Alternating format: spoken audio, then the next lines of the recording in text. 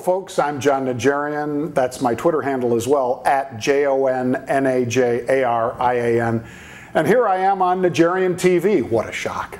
Here's what's going on in the VIX today. VIX Sonar Report looks like this. 28 calls in April, extremely active. Also, 26 calls in April. I saw a 15,000 lot go by on those 26 strike calls, as well as those 28 strike calls. Big volume there. Now, why would that be? Well, later on in the week, of course, we have the FOMC, that's the Federal Open Markets Committee.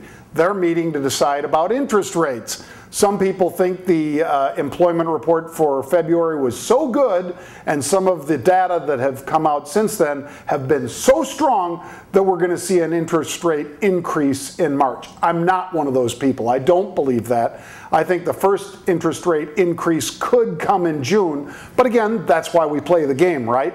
So a lot of people buying protection at that 26 and 28 strikes in April. So these are short-term bets. Last week, Andrew talked about some of the unusual activity at the 18 strike with the puts, and those already paid off because as the volatility eeped out of the market over the last several days of last week, we did see, of course, the VIX drop down into the 16 region. Today, we opened at about a 1740 reading in the VIX, shot almost up to 18 and then came all the way back down.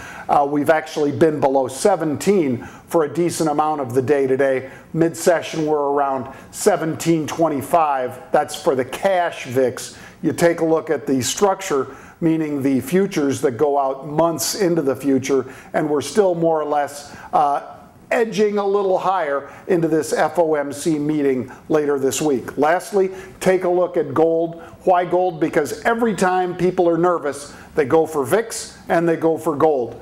It's going into VIX, in other words, people are protecting with that, but as far as gold, it's down $16 today. GLD included are moving down by a little over 1.5%, so watch that into the FOMC meeting later this week.